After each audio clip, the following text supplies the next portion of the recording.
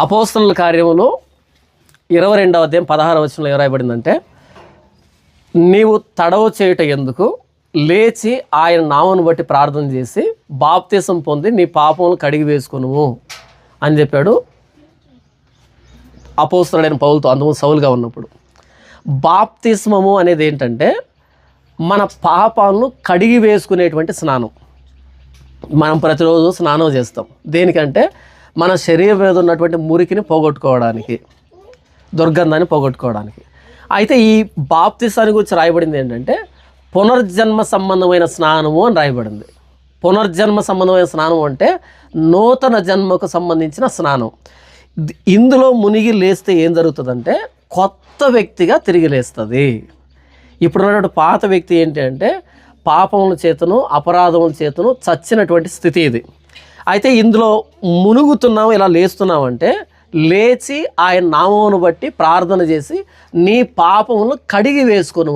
మన పాపాలను కడిగి వేసుకునేటువంటి పునర్జన్మ సంబంధమైన స్నానమే బాప్తిస్మము అంటే. బాప్తిస్మం అంటే చాలామంది ఏమనుకుంటారంటే యేసు ప్రభులో దిగారా అని అడుగుతారు, మతం మార్చుకున్నారా అని అడుగుతారు. ఇది మతం మార్చుకోవడం కాదు, యేసు ప్రభులో దిగడం కాదు. ఇది జీవితాన్ని, ఈ జీవితం నేను ఎన్నో పాపాలు చేశాను, ఈ జీవితం కాదు, ఇది దేవుని ఉగ్రతకు లోనైంది, నేను ఇంకొక జీవితాన్ని కావాలనుకుంటున్నా, నా జీవితాన్ని నేను నాశనం చేసుకున్నాను, ఇంకొక జీవితం కావాలి. స్కూల్లో పిల్లలు ఎగ్జామ్ రాస్తూ ఉంటారు.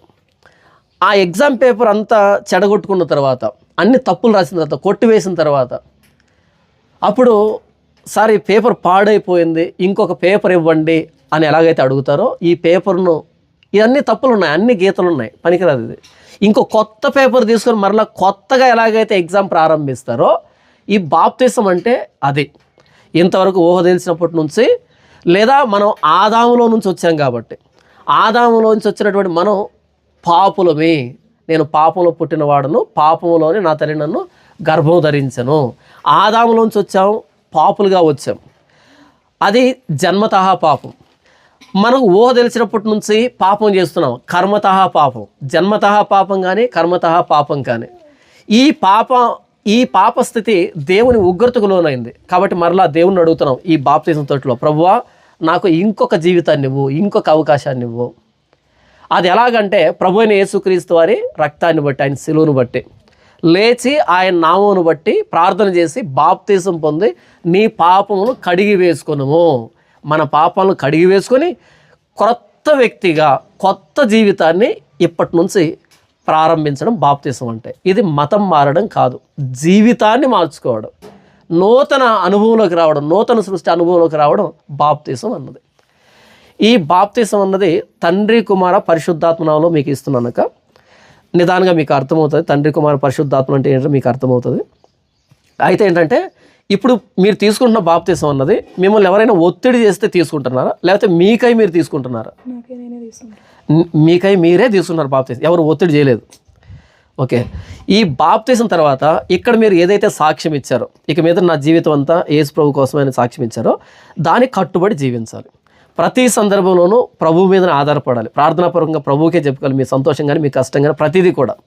ఏమాక ఇప్పుడు మీరేంటంటే అందరికి వినపడేటట్టుగా ఒక చిన్న ప్రార్థన చేయండి. యేసు ప్రభువా, నా కోసం మీరు శిలువలో ప్రాణం పెట్టారు, నేను పాపిని, మీ రక్తంలో నా పాపాలు కడిగి నన్ను క్షమించండి, నా బాప్తిసాన్ని అంగీకరించండి, నన్ను నూతన సృష్టిగా చేయండి, పరిశుద్ధాత్మ నాకు అనుగ్రహించండి, మీ బిడ్డగా చేసుకోండి, యేసుక్రీస్తు నామములో ప్రార్థిస్తున్నాను తండ్రి అనండి. అందరం ఆమేన్ అంటాం. అటు తర్వాత మీకు బాప్తిసం ఇస్తాను అక్క.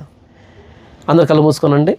పరలోకమున మా తండ్రి, ఇన్నేళ్ళు నేను చీకటిలో అంధకారంలో కుట్టుకుపోతున్నాను నాయన. మీ నామాన్ని బట్టి నన్ను స్థిరమైన యేసుక్రీస్తు బండపై నిలబెట్టిన దాన్ని బట్టి మీకు వేలాది వందనాలు స్తోత్రాలయ్యా. ఇన్నేళ్ళు నేను బతికిన విగ్రహారాధనలో కానీ, నేను చేసిన పాపం విషయం, తప్పులన్నీ విషయంలో నన్ను మన్నించండి తండ్రి. మీ పరిశుద్ధ ఆత్మ నాకు అనుగ్రహించండి నాయన. మీ రక్తంతో నా పాపాలన్నీ తుడిచివేయండి తండ్రి. ఏమిచ్చి మీకు రుణం తీర్చగలను నాయన తండ్రి. ఉచితంగా నాకు రక్షణ ఇచ్చినారు తండ్రి దేవా.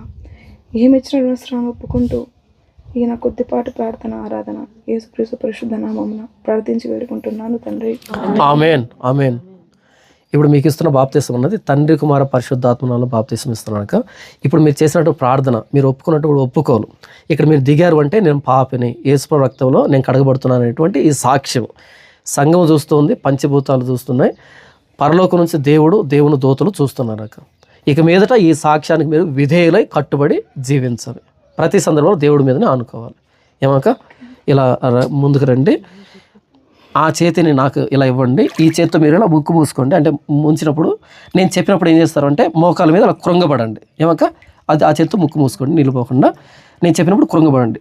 కూర్చోండాక కూర్చోండి. మహాపరిశుద్ధుడు అయిన తండ్రి, ప్రేమ కలిగిన ఆయన, నా తండ్రి సహోదరికి మీరు ఇచ్చినటువంటి ఈ బాప్తీసాన్ని బట్టి మీకు కృతజ్ఞతలు. తన పాత జీవితాన్ని మీరు సమాధి చేసినందుకు మీకు కృతజ్ఞతలు. నూతన సృష్టిగా చేసినందుకు కృతజ్ఞతలు. పరిశుద్ధాత్మ దేవుని అనుగ్రహించండి. ఇక మీదటి బిడ్డను మీకు అప్పగించుకుంటూ మీ మహిమగా మీరు వాడుకోనమని, అన్ని పరిస్థితుల్లో తోడైనమని, మీరు సాక్షిగా వాడుకోమని, మీ బిడ్డగా స్వీకరించినందుకే కృతజ్ఞతలు. మీ బిడ్డని తదుపరి భవిష్యత్తు అంతటిని మీ పాదముల చెంత సమర్పిస్తూ మీరే నడిపించమని ప్రభువైన యేసుక్రీస్తు వారి శ్రేష్టమైన నామములో కృతజ్ఞత సమర్పించి వేడుకొంచున్నాము తండ్రి. Amen, amen, amen.